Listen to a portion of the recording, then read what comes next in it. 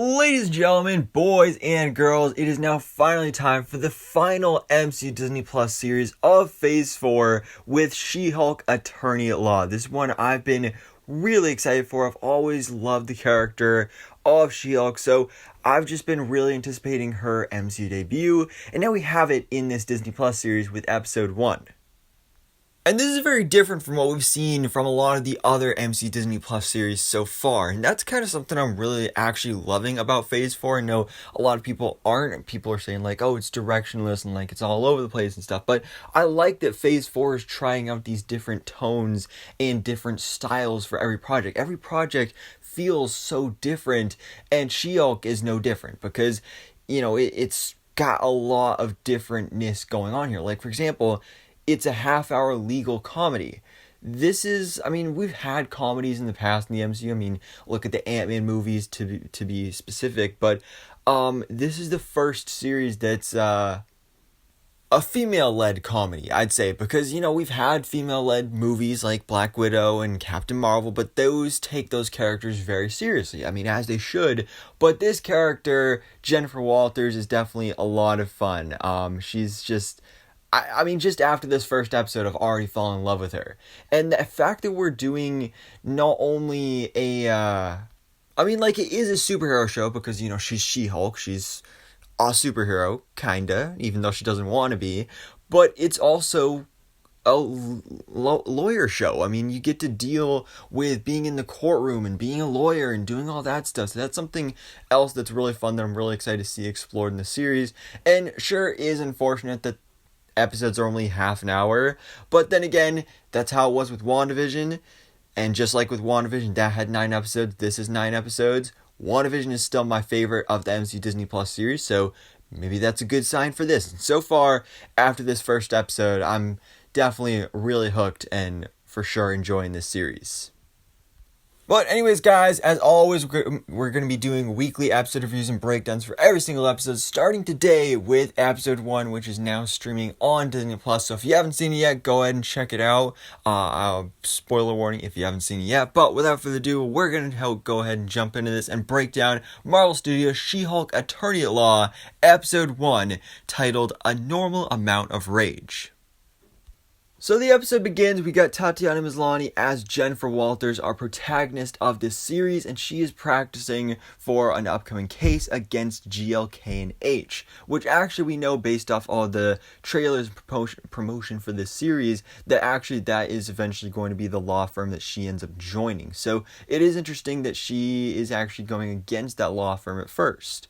But anyway, she's practicing her little closing statement for the court case, and then she of course breaks the fourth wall. That's another really interesting element for this series, and she says like, oh yeah, also by the way, I'm a Hulk. And then, you know, we get the classic kind of like, all right, let me show you what happens. So then we flash back to a couple of months ago where Jen was on a road trip with her cousin Bruce Banner, of course, the famous Avenger, the Hulk.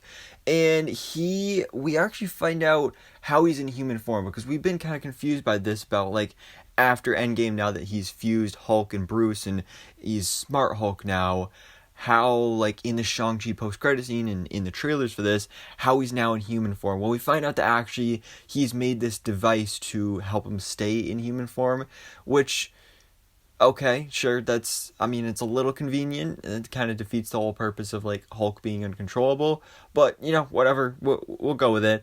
But we do get this great joke about Captain America still being a virgin.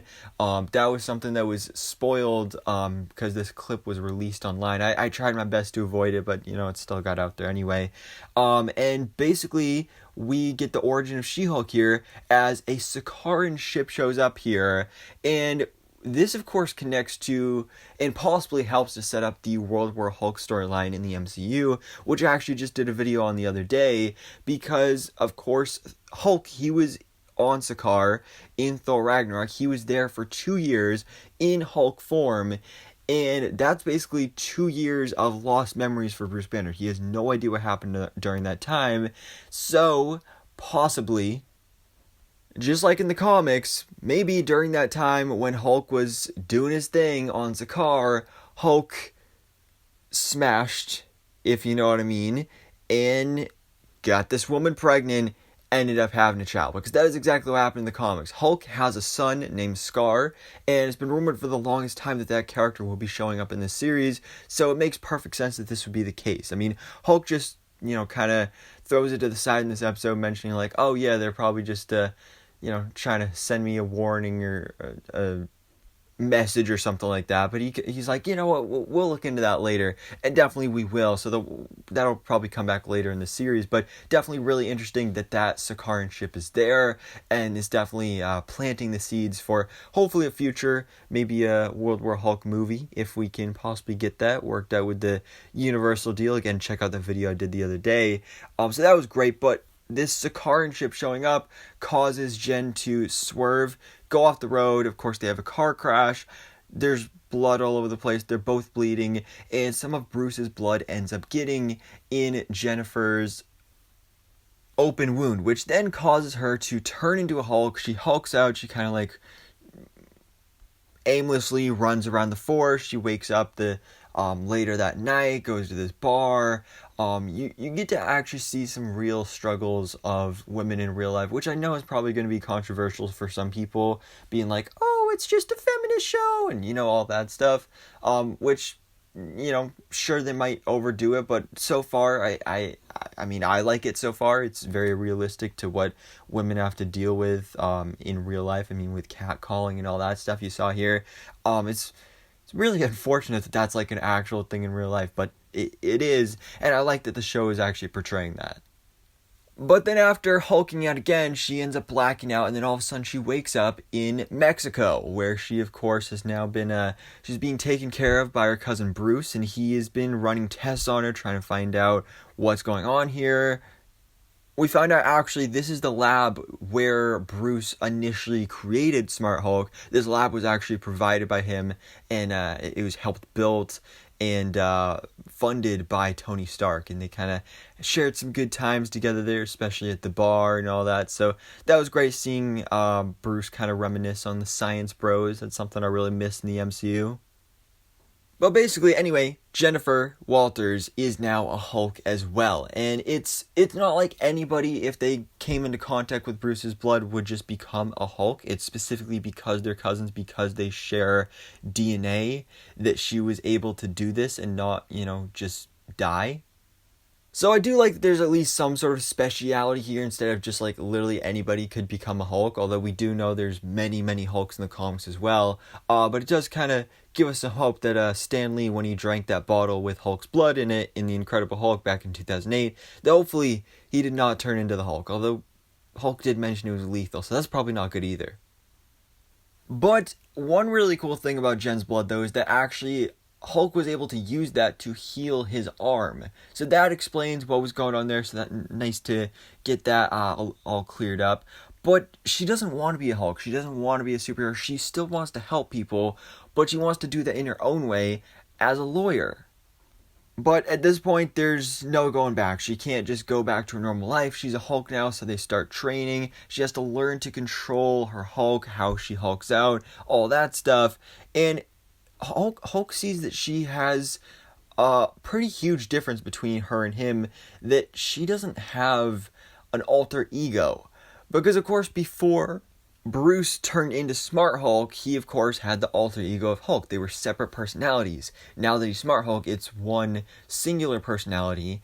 But Jennifer, apparently, this whole time, has just been the one singular personality. So that's a really interesting development. You can see the differences between what Hulk went through in his whole syllabus of trying to help her out here, and having just throw out pages because some of it doesn't pertain to her. So after some cool training montage and all that stuff, she still wants to leave. He doesn't want her to leave. We do get a really cool fight between the two characters. I love how he brings back the thunderclap. That was really great to see, and how she kind of does a version of that as well. It was actually really sad when we saw the bar get destroyed, but luckily she helps rebuild it. She then actually scratches her initials into the bar as well, alongside Bruce's and Tony's, so that was nice to see.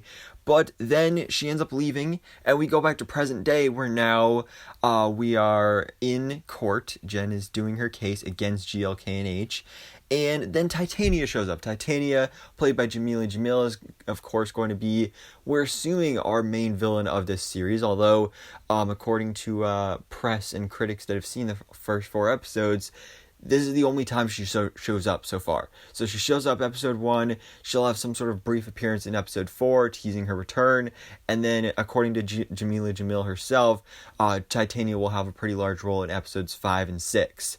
So I'm definitely looking forward to seeing that. Still don't think her costume looks great here, but it is still nice to see her. I mean, it's pretty much what we saw of her in the trailer. Jen hulks out for the first time since Mexico and takes down Titania. So that was really cool. This is kind of her first debut as She-Hulk, and again is kind of probably going to inspire GLK&H to be going into this whole superhero or superhuman law division and recruiting She-Hulk to be kind of the face of that. But then after this, we do actually get a post-credit scene. I do love how we're going to be having a post-credit scene for every episode of this season. It's not going to be like a big, crazy post-credit scene that sets up the future or another episode or anything. It's kind of more along the lines of like deleted scenes or just funny little jokes, which it kind of reminds me of what they did in Peacemaker, where they just literally took deleted scenes or extended jokes and just put those in as the post-credit scenes. So I like that. I enjoy that. It was actually a really funny joke with Jen and Bruce actually talking about the whole Captain America's virginity thing at the bar in Mexico, and she's pretending to be drunk and crying and all this stuff, and she's like, oh, it was America's ass, he didn't deserve to be a virgin when he died. And that's when Hulk actually reveals, like, actually no, he wasn't a virgin, he lost his virginity on the USO tour in 1943, which I don't know if that's actually true. Like did Steve just make that up or something just to sound cool? I feel like that's probably the case, because at that point during that tour, he'd already met Peggy, and Steve just, he's the kind of guy that wouldn't do something like that, like just hook up with someone random while he's with Peggy. He'd probably feel like that's cheating, even though they weren't officially a thing at the time. But still, I kind of don't believe that he's not a virgin, but it was still a really funny moment, so I really enjoyed it. But yeah, guys, that was Marvel Studios' She-Hulk Attorney at Law, episode 1 on Disney Plus. Again, I really enjoyed this.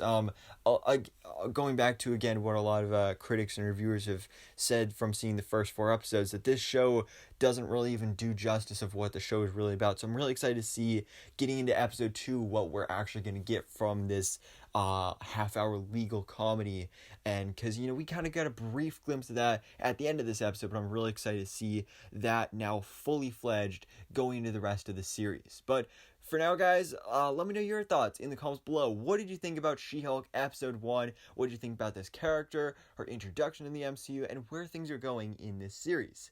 But anyways, guys, of course, stay tuned for next week's episode 2 review and breakdown. But for now, thanks so much for watching. Please drop a like if you enjoyed this video, and hit the subscribe button so I can keep you up to date on everything that goes on in the Marvel life.